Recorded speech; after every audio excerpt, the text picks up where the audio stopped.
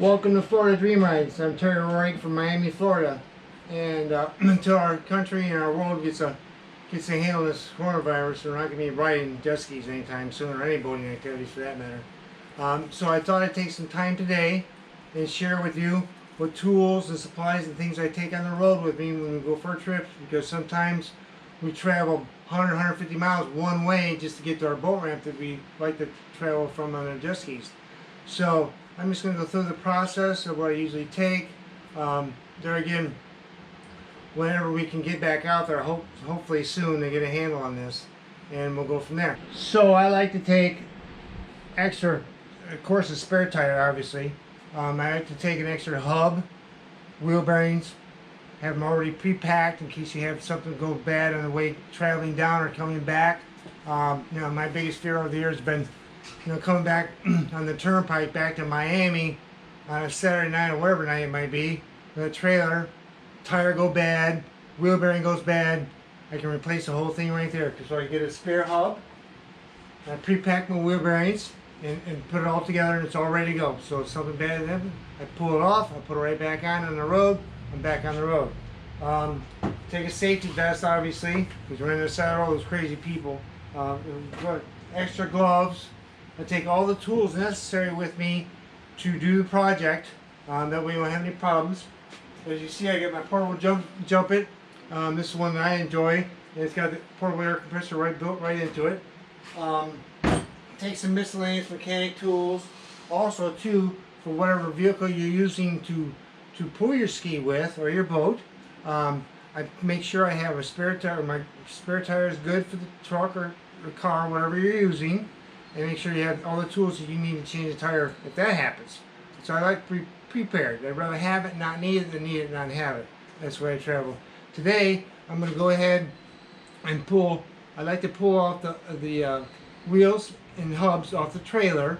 It's a rocket trailer from Miami, of course.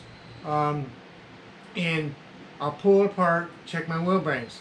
It's very, very important to do your maintenance on your wheel bearings for your trailer, because remember, you're backing your trailer into the salt water every weekend if you're riding, and sometimes they do leak. They're not completely waterproof. Even though they have waterproof seals, they're not completely waterproof. So every spring or every riding season, I like to go through and check my wheel bearings, repack them, make sure the spindle's okay, put it all back together, and we'll share that with you as well. So I like to have a good jack. It's important to have a good jack. Chalk your wheels over there so the trailer can't move, especially when you're on the side of the road. You want to make sure that trailer does not move when you're on the side of the road. And hopefully you're changing this tire, not that tire, when you're out in the middle of traffic. I'm going to take this one off, and we're going to pull the hub off, and I'll repack the bearings. You can watch me as I go through this. Make sure you got the proper tools, because there again, when you're on the side of the road, you want to make sure you can get in there and get out of there safety-wise, and get yourself off the side of the road. Get everything ready to go. Make sure you have the proper tools to remove this cap if you have to remove this cap and replace the hub, because when you're on the side of the road, there again, you know how it is when you're traveling. It's very, very difficult to do work on the side of the road, even to change a stupid spare tire. Okay, I'll get my tools and we'll remove the cotter pin. This has got a greaser on it, so you can grease your wheels if you have to through this plug. You pull this plug out and grease it. Check it for moisture when you have time.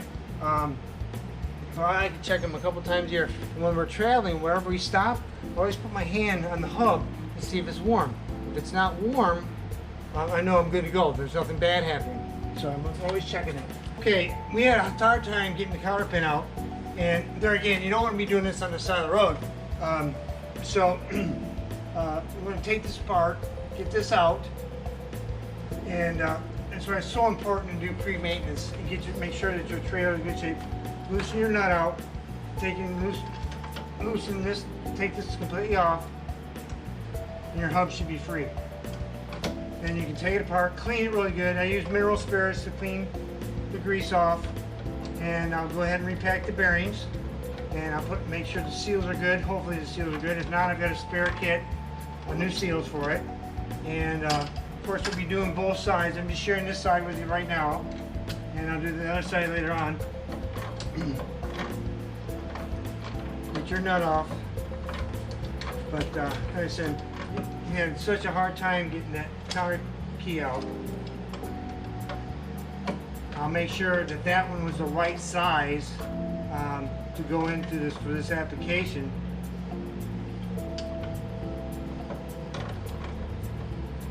So you can take care of it, because you don't want something bad like this to happen on the side of the road. This should slide off, right? Sure did. Slide off. You can go ahead. You can see it's got good grease in it, although it did have a little bit of water in it. I have to be honest, because I don't know if this seal is the best seal. There again, it's very important to check them.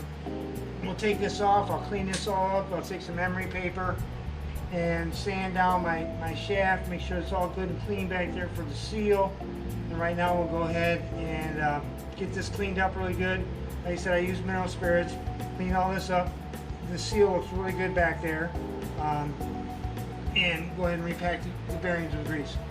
Okay, so we went ahead and put our grease gun on our greaser here and made sure it works, it functions. There's the evidence right there. So now we can safely, I went ahead and pre-sanded cleaned up my spindle with some emery cloth. Go ahead and we've already pre-packed the bearings. We put them back in the hub, and now we put the hub back in place. And remember, you're not going to find one of these on the side of the road. You have to have the proper size. This one got a little distorted when we removed it, so I will go to the auto parts store and get the correct size so I can reinstall it. That's why it's so important to do this now when we have the opportunity.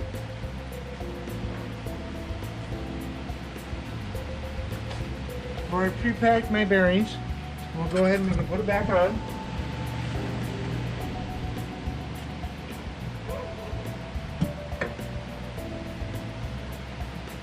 Slide it back into place. Put my plate on. And go ahead and secure my nut. And we're good to go. And then I'll go ahead and fill that cavity up with grease.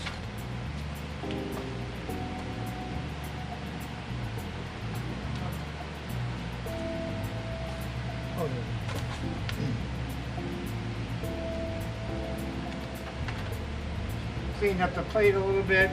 There again, I always use mineral spirits. Secure that. Put my nut on. I'm good to go. And there again, before I put my lug nuts back on or put my tire back on, we'll go ahead and put never seize on the lug bolts. That way, on the side of the road or wherever you go to take this off, you can easily get the lug nuts off. My channel lock.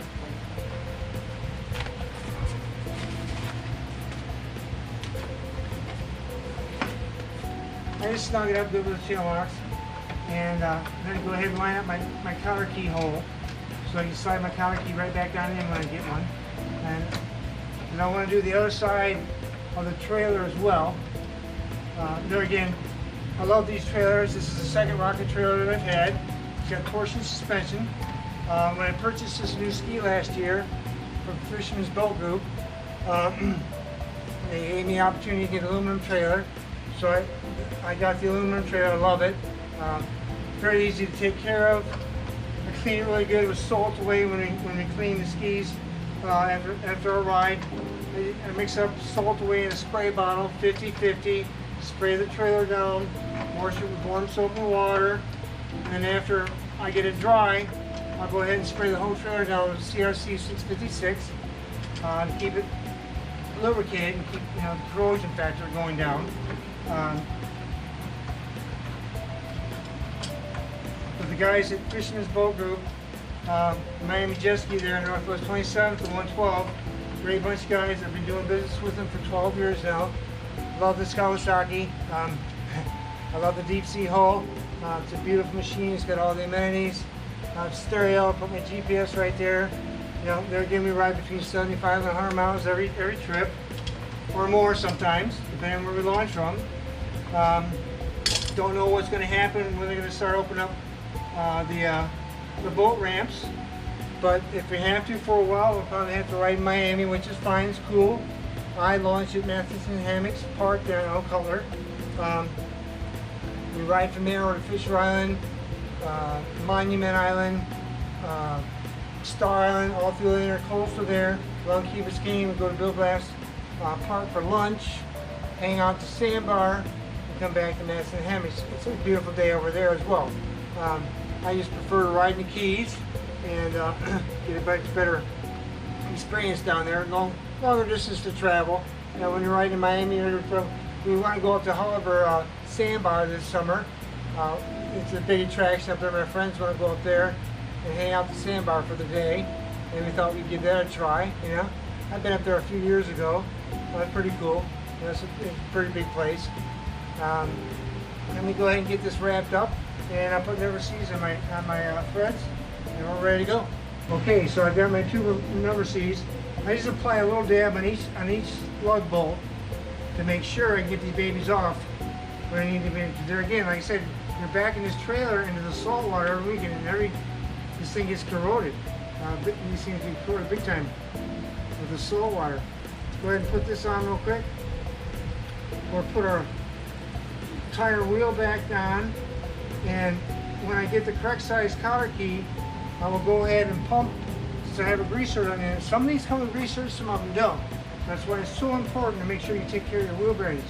I'll go ahead and pump this full of marine grease like you use to pack the bearings, and we're good to go for the summer, hopefully. But there again, I always check my wheels every trip we take, whenever we stop. When we stop at a gas station, we stop to get something to eat. I always check my hubs to see if that's warm. If that's not warm, I know I've done my job. It's stay nice and cool. Go ahead and put the tire back on real quick. Every trip I check my tire pressures. Because there again, we're traveling, you know, between 70 and 100 miles to get to the boat ramp that we want to go to take off. And so it's so important. I get them hand tight on here, and I lift the trailer down. You just need a small jack like that to lift these things up. They're not that heavy. The ski weighs about 1,000 pounds, and this trailer probably doesn't weigh more than 300 or 400 pounds.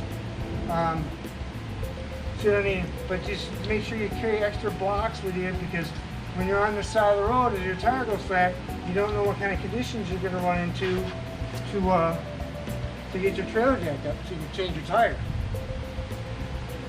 And hopefully, you never have to change a hub on the side of the road. That's why I'll take the extra time now versus getting stuck on the side of the road after having a beautiful, successful day out there in the water, and then you know, getting stuck with something bad happening to one of your wheel bearings.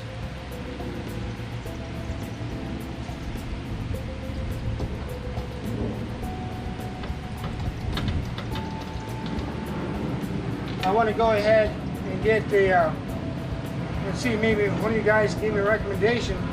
I'm looking for a battery operated torque drill. I've looked at several already. DeWalt's got a nice one. Craftsman's got a nice one. There's a couple other manufacturers that have them.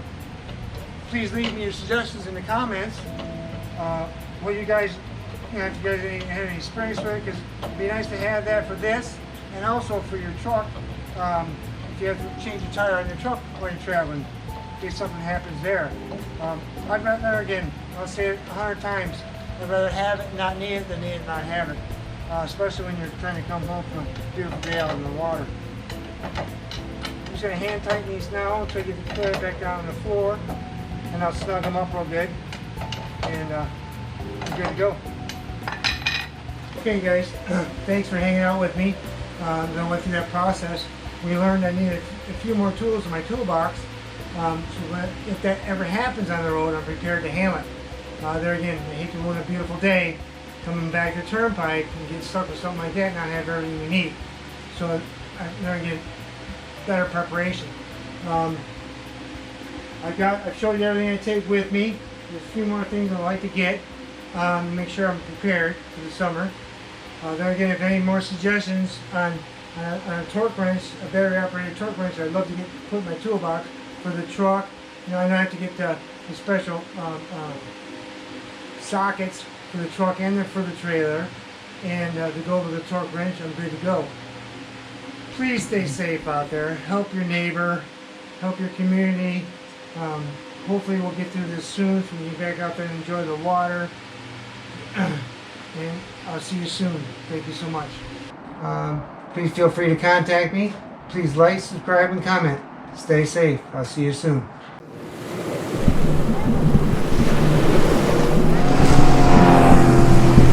Florida Dream